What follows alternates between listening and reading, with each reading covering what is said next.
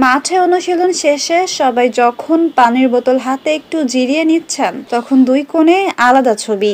একদিকে বসে পড়েছেন মিরাজ, আরেক পাশে মাটিতে হেলে পড়েছেন রিশাদ হোসেন। এ যেন রীতিমতো ফিটনেস ক্যাম্পে ক্লান্তির কাহিনী। না, এমনটা প্রতিদিন দেখা যায় না। তবে আজকের দিনটা একটু আলাদা, কারণ রিশাদ ও মিরাজের জন্য দিনটা শেষ হয় অতিরিক্ত রানিং দিয়ে। গতকাল যে ক্যাম্পের প্রথম দিনে ছিলেন না দুজনই, আর সেই অনুপস্থিতির মাসুল রীতিমতো ঘাম ঝরিয়ে আদায় করে নিয়েছেন strength and conditioning coach Nathan কেলি।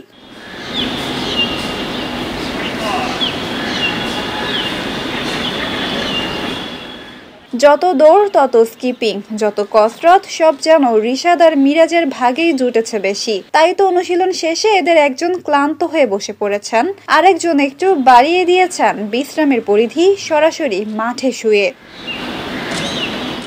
এদিকে বাকি খেলোয়াড়রা কিন্তু গেটিং ব্যাক টু ফর্ম মুডে। শান্ত, জাকের, মাহিদিরা আজও সিরিয়াস। তবে আজও ফেরেনি ছুটিতে থাকা লিটন দাস, তাসকিন আহমেদ ও তাওহিদ হৃদয়। তবে যারা এসেছেন তারা বুঝিয়ে দিচ্ছেন এবার ফিটনেসে কোনো ছাড় নয়।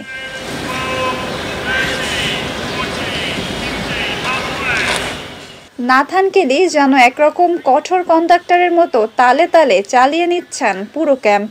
Running, skill drill, strength training সব চলছে জোর কদমে। তবে কেবল ঘাম ঝরানো নয়, ফাঁকে ফাঁকে ফুটে উঠেছে মজার মজার মুহূর্ত। কখনো দেখা যাচ্ছে চওড়া হাসি দিয়ে অভিনবভাবে খেলোয়াড়রা হাত মেলাচ্ছেন, আবার কখনো হালকা হাসি মজায় জমে উঠেছে বন্ধুত্বের চর্চা। এ যেন কেবল ফিটনেস ক্যাম্প নয়, বরং এক ধরনের টিম বিল্ডিং থেরাপি। ক্লান্তি, মজা আর বন্ধুত্ব সব মিলিয়ে তৈরি হচ্ছে এক জমজমাট পরিবেশ।